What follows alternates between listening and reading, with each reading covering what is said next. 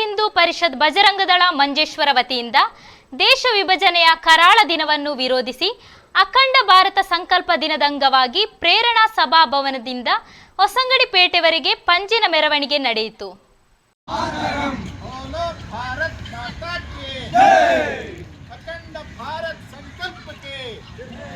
अखंड भारत संकल्प के बोलो भारत माता की हमारा संकल्प है अखंड भारत है।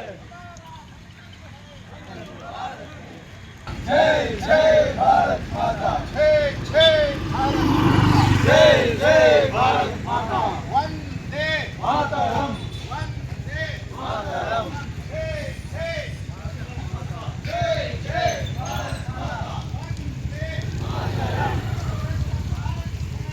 बोलो भारत माता